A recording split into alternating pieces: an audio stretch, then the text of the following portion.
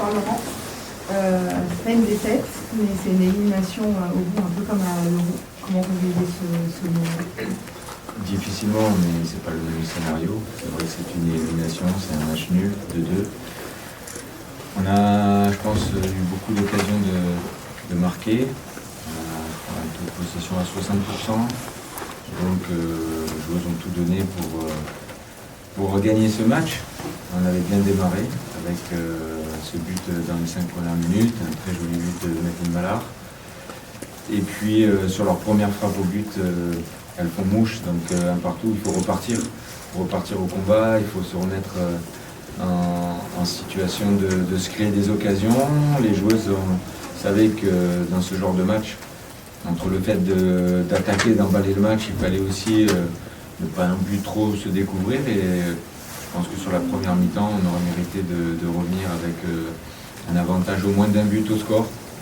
Voilà. Après, cette deuxième mi-temps, on la démarre, on prend rapidement un but, donc on se trouve mené au score. Et là, c'est pas facile, mais j'ai trouvé des joueuses qui ne se sont pas résignées, qui ont toujours cru qu'il était possible de réaliser l'exploit, de gagner ce match jusqu'au bout, avec ces occasions de Clara, de Kadi et cette équipe d'Allemagne qui a bien défendu encore une fois.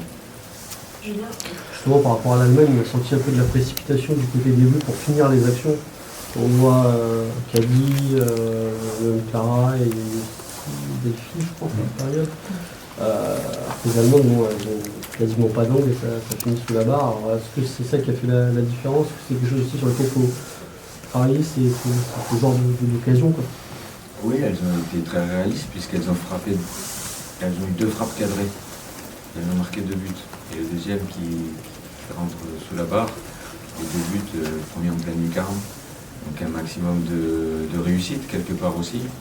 C'est vrai que nous, on a eu des situations pour marquer, on a buté aussi sur la gardienne. Je ne sais pas si c'est de la précipitation, je pense que c'est trouver un petit peu de lucidité à ce moment précis, quand il y a le geste à effectuer, le geste le plus juste possible à effectuer. Ce petit manque de lucidité provient aussi certainement de beaucoup d'efforts entrepris pour presser, pour appeler le ballon. On a encore un but refusé pour hors-jeu aussi. Dans cette confrontation qui se joue à très peu. Effectivement, il faut travailler devant le but. À chaque stage, on prépare nos actions.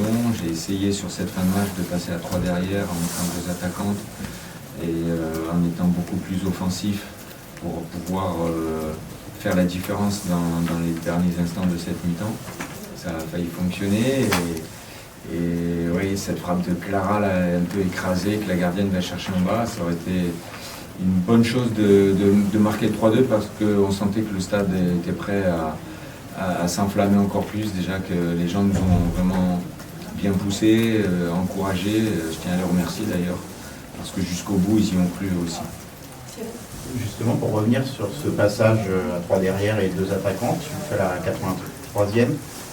Pourquoi ne pas laisser Melvin à la 62e par exemple et jouer à 2 avec Clara, changer de système? Est-ce que c'était possible?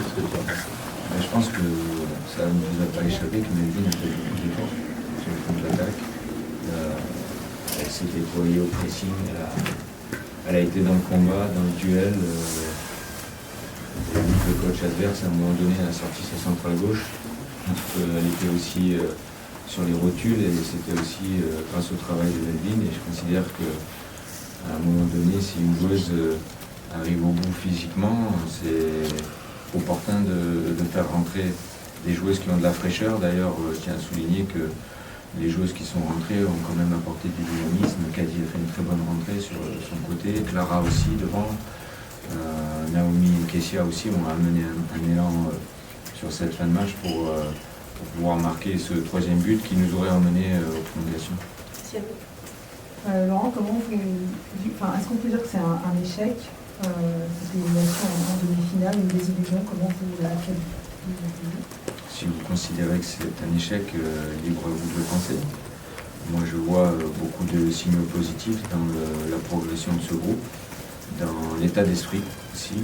Je vois des joueuses qui ont un vrai état d'esprit collectif, que ce soit les joueuses qui démarrent, à un moment donné, quand elles sortent, elles sortent en tapant dans la main de leurs copines, avec voilà, des mots d'encouragement. J'ai vu des joueuses sur le banc encourager constamment leurs partenaires qui étaient sur le terrain et qui étaient à l'œuvre. J'ai vu des joueuses entrantes qui amènent du dynamisme. Donc moi je vois des signaux positifs, même si la déception de se faire éliminer, elle est là. Forcément, quand on est compétiteur, on est déçu. Je suis déçu surtout pour elles parce que elles ont aujourd'hui, sur ce match-là, vraiment beaucoup donné de personnes.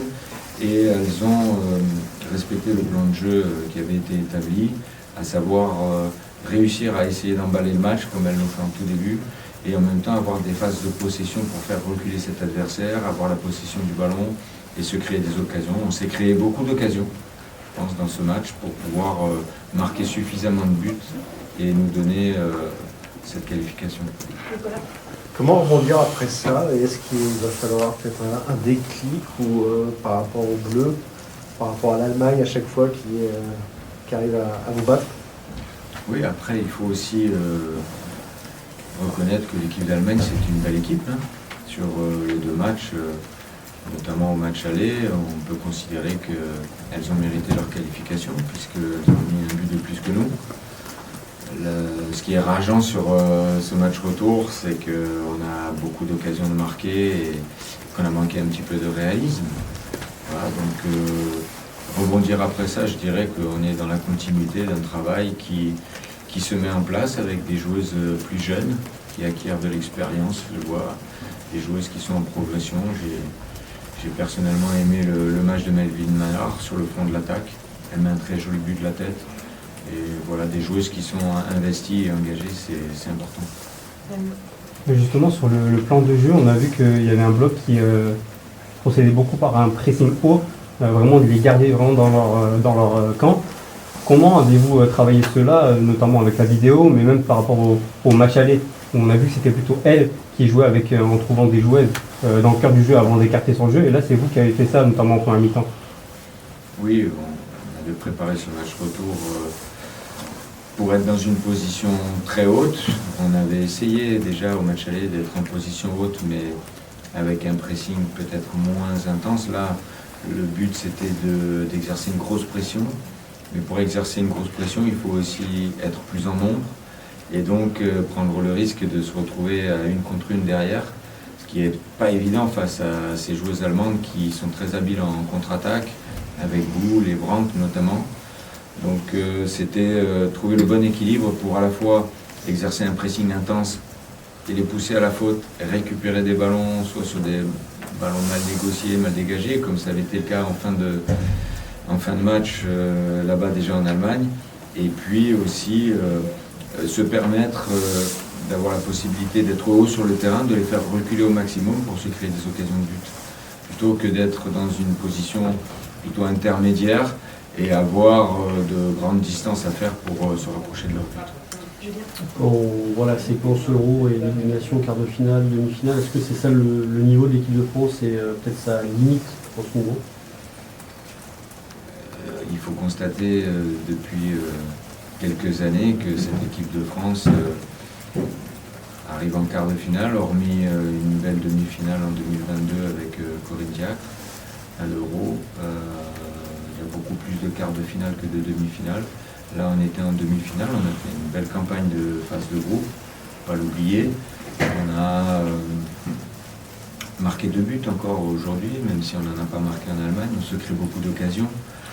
Et à force de travailler, à force de mettre en place des mouvements offensifs, on va gagner en efficacité, même si on a déjà un ratio depuis un an qui est assez intéressant dans ce domaine-là. Mais on se rend compte que face à des équipes un peu plus aguerries, des équipes aussi beaucoup plus athlétiques, cette équipe d'Allemagne a des profils de joueuses quand même très athlétiques et qui mettent de l'intensité dans les duels. Il va falloir encore aller un petit peu plus loin dans le maniement du ballon et dans la faculté à se créer des occasions. Mais est-ce que, sur le niveau global, quand même, on sent que les Bleus ont du mal à quand même se rapprocher de ce qui se fait mieux, que ce soit, alors ça c'est une temps face à l'Angleterre en face de vous, mais c'est des matchs qui comptent, entre guillemets, ça compte à chaque fois. Oui, peut-être que notre niveau pour l'instant il est là et que Il faut avoir un peu de lucidité et être réaliste et se dire que... C'est pour ça que je parlais d'un petit exploit avant le match. Et c'est pour ça aussi que lorsque vous me questionnez à l'Euro, vous me disiez on est favori, on est favori. Non, j'ai toujours dit travail et humilité depuis un an, parce que il ne faut pas se voir plus beau que ce qu'on est. Et c'est les résultats et c'est aussi ce qu'on fait dans les compétitions qui nous place à un certain niveau. Alors on a eu une belle progression au classement FIFA pour passer de la 10e à la 6e place. Et on est à la 6e place, les Allemands sont dans le top 5, comme l'Espagne. Et donc quand on joue ces équipes-là, on se trouve confronté à de l'adversité, mais c'est aussi tout un travail qui est élaboré par les coachs en Ligue 1 Arkema, par les formateurs et la création des centres de formation qui est encore assez récent, le travail dans les pôles, le travail à la préformation. On voit qu'on a des jeunes joueuses qui arrivent aussi. On a nos U19 qui ont été en finale du dernier Euro. On a vu il y a 2 jours nos U17 gagner 1-0 contre les Allemandes avec une belle prestation pour se qualifier. Donc il faut qu'on puisse pérenniser le travail qui est fait par les bons formateurs qu'on a en France, et les bons entraîneurs et les bons coachs qui font un travail de qualité et dans le temps, le niveau global de cette équipe de France, en faisant une progression sur cette équipe-là, mais aussi sur le football féminin d'une manière générale, la création de la Ligue Pro, il y a un ensemble de choses autour du football féminin qui fait que normalement on devrait avoir une progression de cette équipe de France. Alice, avec ces 2 éliminations, du coup, vous considérez-vous sous pression à votre poste? Qu'est-ce que vous sous-entendez sous pression par rapport à mon poste? Oui. Moi, je fais mon travail, je suis professionnel, je donne le maximum, comme les joueuses ce soir sur le terrain. Voilà, on travaille beaucoup avec mon staff, on se déplace tous les week-ends pour observer les joueuses en France et à l'étranger. Et donc, je suis engagé sur un contrat. Je me suis engagé dans un projet au début, avec une certaine vision que j'ai exposée. Et voilà, je suis dans une continuité de mon travail et j'ai ma conscience professionnelle avec moi. Donc, la pression, tout entraîneur et tout coach qui entraîne à haut niveau a la pression. Et comme je le disais la dernière fois, on se met aussi la pression soi-même de faire le maximum, de faire du mieux qu'on peut. On fait parfois des erreurs, mais en tout cas, je dirais que pour l'instant, je n'ai pas la pression de me dire est-ce que je dois arrêter, parce que c'est aussi dans les deux sens. Quand on est professionnel et qu'on évalue une situation, on peut aussi se poser la question soi-même de continuer ou pas. Une question pour Nicolas. Justement, le prochain match, c'est cette 3e place, match pour la 3e place. Il faut une réaction d'orgueil, c'est un match quand même à enjeu ou pas pour vous?